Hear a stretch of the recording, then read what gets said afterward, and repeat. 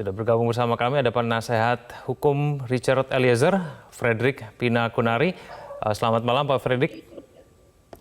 Selamat malam. Ya, sebelum saya ke Pak Frederick, saya kembali dulu ke Pak Rasamala dulu. Pak Rasamala, Hakim mempertanyakan mengenai kenapa kemudian Putri Chandrawati banyak lupa dan tidak tahu mengenai runutan kasus penembakan Yosua. Salah satunya adalah mengenai kenapa kemudian Putri Chandrawati dalam perjalanan dari Saguling menuju Duren 3 hanya mengingat di dalam mobilnya, itu hanya mengingat Ricky Rizal, tapi kemudian tidak mengingat sebelah kiri dan kanan. Padahal seharusnya menurut pengakuan dari Eliezer dan juga saksi yang lain mengatakan bahwa ada Yosua di situ. Mungkin bisa dijelaskan, Pak Rasamala? Ya, begini. Pertama, mesti dipahami bahwa dalam terjadi satu peristiwa, kita itu kan daya ingatnya juga memang terbatas ya. Bayangkan kalau saya sendiri harus mengingat kejadian yang seminggu lalu, 2 minggu lalu apalagi, atau bahkan sebulan yang lalu, harus mengingat secara detail juga ada keterbatasan-keterbatasan. Makanya dalam satu persidangan juga di penyidikan, si pemberi keterangan, baik saksi maupun terdakwa itu kan dituntun, dibantu dengan menunjukkan bukti-bukti yang lain, supaya dia bisa membuka kembali, mengangkat kembali ingatan-ingatan dia pada peristiwa tersebut. Jadi kalau dalam satu pemeriksaan ada terlupa, ada terlewatkan, itu hal yang wajar saja. Makanya kemudian itu dikonfirmasi kesesuaiannya dengan keterangan saksi-saksi lain. Itulah gunanya pemeriksaan berbagai keterangan saksi dan juga bukti di persidangan maupun di proses penyidikan. Itu yang pertama. Yang kedua, keterbatasan orang juga terutama kalau kita lihat Bu Putri adalah insiden itu kan terjadi pada tanggal 7 sore ya, yang disampaikan soal kekerasan seksual itu tanggal 7 sore. Setelah itu saya membayangkan bahwa tentu orang yang habis mengalami peristiwa tersebut, dia pada fokus pada peristiwa yang baru saja dialaminya. Tentu dia juga akan kehilangan fokus atau perhatiannya pada hal-hal lain di luar daripada persoalan yang sedang dihadapinya. Mungkin dugaan saya itu yang sekarang sedang dihadapi oleh beliau, dan sekali lagi tentu dengan keterbatasan-keterbatasan itu harusnya memang dibantu untuk menuntun kembali, dituntun oleh hakim, ditunjukkan, dikonfirmasi keterangan saksi yang lainnya untuk membuka kembali ingatan yang bersangkutan Bu Putri dalam hal ini untuk bisa mengungkap peristiwa tersebut. Tetapi secara garis besar seluruh keterangan yang disampaikan pada persidangan hari ini mayoritas substansial ya sesuai dengan berita acara pemeriksaan di penyidikan, bahwa ada sedikit perubahan, saya pikir itu sifatnya minor-minor saja. Itu kira-kira. Baik, saya ke Pak Frederick, kuasa hukum dari Richard Eliezer. Pak Frederick, dari Richard Eliezer sendiri seberapa besar kemudian peran dari Putri Chandrawati dalam penembakan Yosua ini? Baik, saya menilai bahwa Saudara Putri Chandrawati memilih untuk mengingat hal-hal yang menguntungkan beliau dan memilih untuk melupakan hal-hal yang sekiranya dapat membantu keadaan sebenarnya demi juga yang mereka sebut adik dalam hal ini Richard Eliezer. Sebagai contoh, ketika pertemuan di rumah Saguling, Richard dengan sangat jelas, komprehensif, tanpa ragu menjelaskan tentang bagaimana skenario yang Sambo sampaikan, dan skenario itu disampaikan Ibu Putri Chandrawati hadir juga di situ.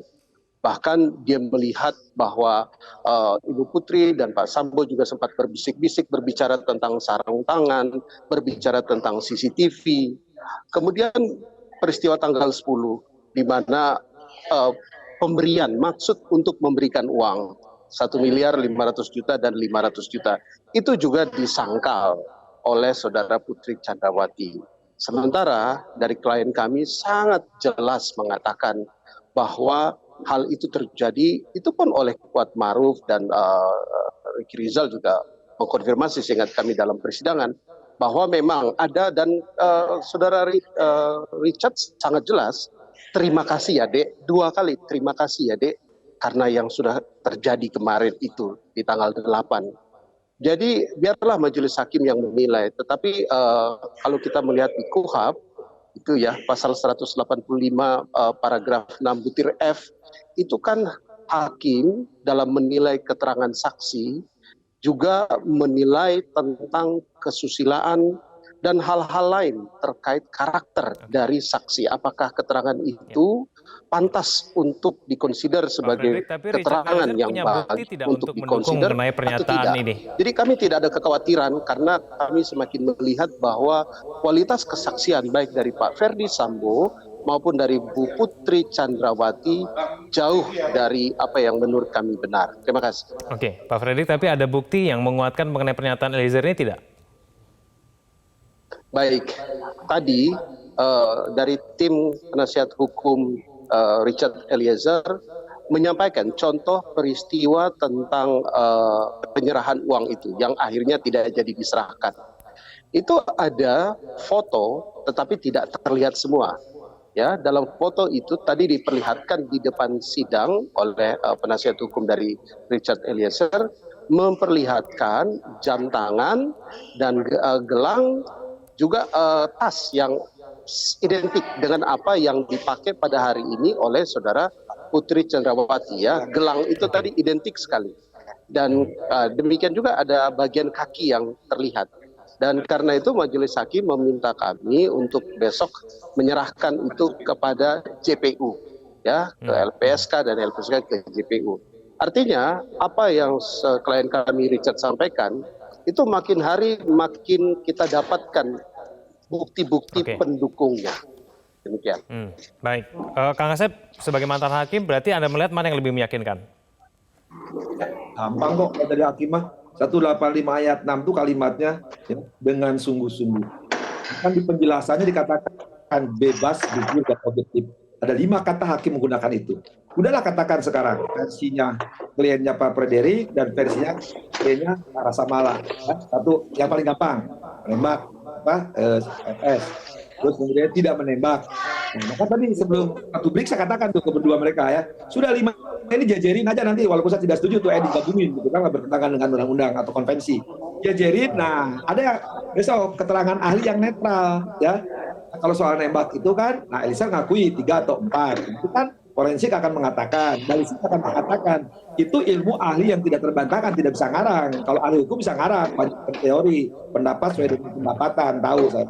Tapi kalau ahli forensik, balistik, ini kan setidaknya ahli forensik mengatakan luka di mana, akibat apa. Nanti akan didukung oleh balistik. Oleh balistik itu apa? Oh, ini yang masuk nih peluru jenis ini.